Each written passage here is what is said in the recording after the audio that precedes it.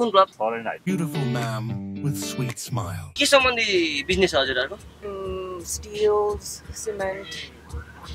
यो कारको कस्ट कति हो? 60-65 लाख। कुनै समयमा यो हाइड्रोलाई प्रॉफिट 5% पनि भएको छ कुनै समय पिकमा। त्यस्तो हुँदैन। त्यो पछिको कुरा अहिले सोधेर हुँदैन।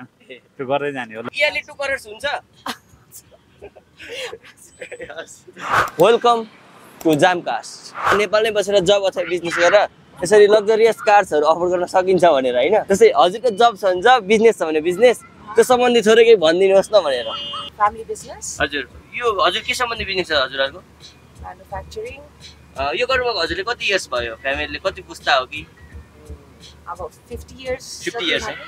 अनि के सम्बन्धी बिजनेस हो हजुरहरुको? Steels, cement. हजुरले फ्यामिलीको लेगेसीको यो बिजनेस कन्टिन्यू गरिरहनु भएको छ? हजुर गरिरहेको यो छलाई के सजेसन दिन चाहनुहुन्छ? Keep it up. Keep it up. Jam to ni jam. Beautiful ma'am with sweet smile. नेपालमा बसेर जब अथवा बिजनेस गरेर यसरी कार्सहरु फेसिलिटी तरिकाले हिँड्न पनि सकिन्छ भनेर हैन। हजुरको जब छ भने जब, बिजनेस छ भने बिजनेस, त्यो सम्बन्धी थोरै केही भनिदिनुहोस् न भनेर। हजुरको नाम? मेरो मनिषा श्रेष्ठ। हजुरको जब छ कि बिजनेस? जब के सम्बन्धी जब म्याम? मेरो कलेजमा हो। पढाउनुहुन्छ?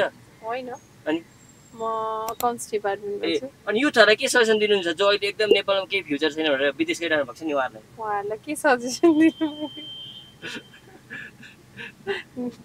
यो जब गरेर सेटिस्फाई हुनुहुन्छ हजुर? सेटिस्फाइड छु। ए हस् म्याम, थ्यांक यू म्याम।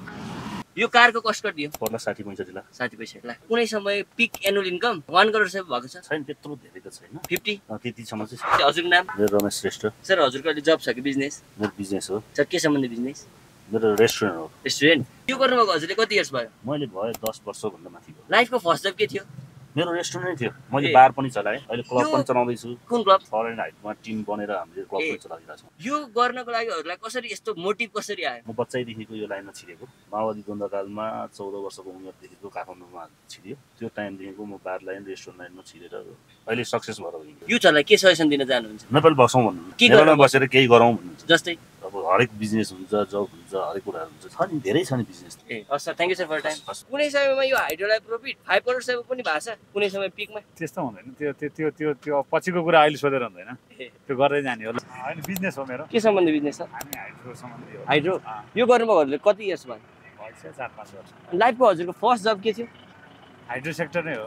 यति लामो समय गर्न हजुरले कसरी प्यासनेट हुन सक्नुभयो यो कुरामा? हैन, सम्भव गरेपछि सम्भव छ जे कुरा पनि हैन। त्यो आफ्नो काममा लाइक पर्नु पर्यो के सबैजना। युथहरु एकदम मैले यहाँनिर केही हुँदैन भनेर एकदम विदेश गइरहनु भएको छ नि, युथहरुलाई केही सजेसन? अनि त्यस्तो हैन, काम भनेको कुरा विदेश र यहाँ एउटै हो। आफ्नो सिप, आफ्नो क्षमता अनुसार काम जहाँ गर्दा पनि हुन्छ हैन। मान्छेले चाहिँ त्यसलाई एउटा ट्रोल बनाएर विदेशी भन्ने भएको। तर नेपालमा असम्भव भन्ने केही पनि छैन। सब कुरा सम्भव हुन्छ के काम गर्यो भने। यो हजुरहरुको शेयरमा हो कि सोलो हो? यो हाइड्रो भन्ने सबैको शेयरिङमा हुन्छ, अरु हुन्छ हैन। यो पब्लिक हुन्छ, कम्पनी हुन्छ हैन। सर्वसाधारणमा शेयर खुल्छ हैन। सबैको स्वामित्व हुन्छ यसमा। अच्छा, थ्यांक यू सर।